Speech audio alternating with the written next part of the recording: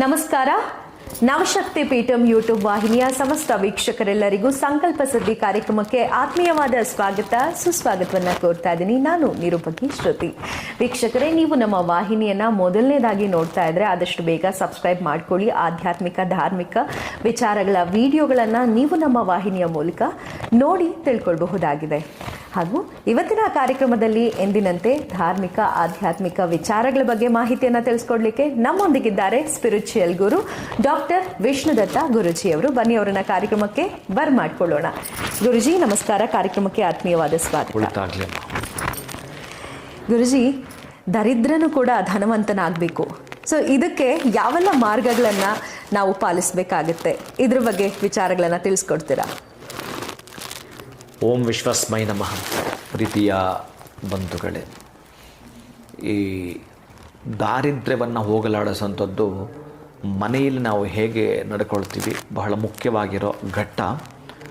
ಅದರ ಜೊತೆಗೆ ನೀವು ಮನೆಯಲ್ಲಿ ನಡೆದುಕೊಳ್ತಕ್ಕಂತಹದ್ದು ಮೌನವಾಗಿ ದಂಪತಿಗಳಲ್ಲಿ ಕಲಹ ಇರದ ಹಾಗೆ ನೋಡಿಕೊಳ್ಳುವಂಥದ್ದು, ಜಾಗ್ರತೆ ವಹಿಸುವಂಥದ್ದು, ರಾತ್ರಿ ಊಟ ಮಾಡಿದ ಪಾತ್ರೆಗಳನ್ನು ಸ್ವಚ್ಛ ಮಾಡಿ ಇಡೋದ್ರಿಂದ ಹಿಡಿದು ನಾವು ದಿನೇ ಇರ್ತಕ್ಕಂಥ ದಾರಿದ್ರ್ಯವನ್ನು ದೂರ ಮಾಡಿಕೊಳ್ತೀವಿ. ಆದರೆ ಮುಖ್ಯವಾಗಿ ದರಿದ್ರನು ಕೂಡ ಧನವಂತನಾಗಲು ಅತ್ಯಂತ ಅದ್ಭುತಗಳ ಒಂದು 1000 ಇದೆ ಈ ತರಹದ್ದು. ಅದಕ್ಕೆ ನಾನೇನು ಹೇಳ್ತೀನಿ ಅಂತಂದರೆ, ಹೇಗಿದ್ದರೂ ಕೂಡ ಈ ಪುಷ್ಯ ಮಾಸ ಮಾಘ ಮಾಸದಲ್ಲಿ ನೀವೇನಾದರೂ ಇದನ್ನು ಮಾಡ್ತೀನಿ ಅಂದರೆ ಪ್ರಾತಃ ಕಾಲಕ್ಕೆ ವೆಂಕಟೇಶ್ವರನ ದೇವಸ್ಥಾನಕ್ಕೆ, ಶ್ರೀನಿವಾಸನ ದೇವಸ್ಥಾನಕ್ಕೆ ಗೋವಿಂದ ಗೋವಿಂದ ಗೋವಿಂದ ಗೋವಿಂದಿತಿ ಸದಾಸ್ಥಾನಂ, ಗೋವಿಂದನ ನಾಮಸ್ಮರಣೆಯನ್ನು ಮಾಡುತ್ತಾ ಕೊಬ್ಬರಿ ಎಣ್ಣೆ, ಬತ್ತಿಗಳು, ತುಳಸಿ ಈ 3 ಕೈಯಲ್ಲಿಡಿದು ಪ್ರಾತಃ ಕಾಲಕ್ಕೆ ವೆಂಕಟೇಶ್ವರನ ಆಲಯಕ್ಕೆ ತಲುಪಿಸುವಂಥದ್ದು ಪ್ರೀತಿಯ ಬಂಧುಗಳೇ.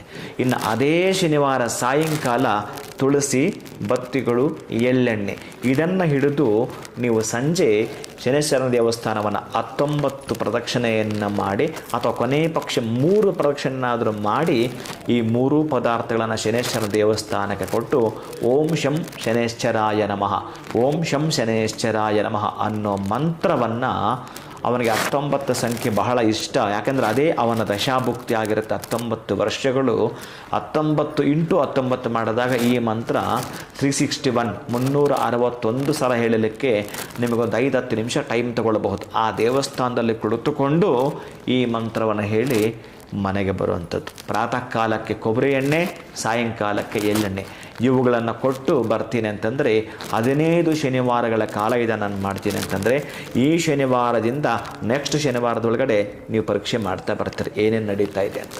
ಅಂತಹದ್ದನ್ನು ಮಾಡಿಕೊಳ್ಳುವಂಥದ್ರಿಂದ ನಿಮಗೆ ಗೊತ್ತಾಗುತ್ತೆ ದರಿದ್ರನು ಕೂಡ ಧನವಂತನಾಗಲಿಕ್ಕಿರ್ತಕ್ಕಂತಹದ್ದು ಈ ಒಂದು ಎಣ್ಣೆಗಳು. ಜೊತೆಗೆ ಗೋವಿಂದನ ನಾಮಸ್ಮರಣೆ ಪ್ರಾತಃ ಕಾಲಕ್ಕೆ, ಸಾಯಂಕಾಲಕ್ಕೆ ಶಂ ಶನೇಶ್ವರಾಯ ನಮಃ ಈ ಮಂತ್ರವನ್ನು ಈ ಪುಷ್ಯ ಮಾಸದಲ್ಲಿ ಪ್ರಾರಂಭ ಮಾಡ್ತಾ ಮಾಘ ಮಾಸದಲ್ಲೂ ಕೂಡ ಮಾಡುತ್ತಾ ಬನ್ನಿ.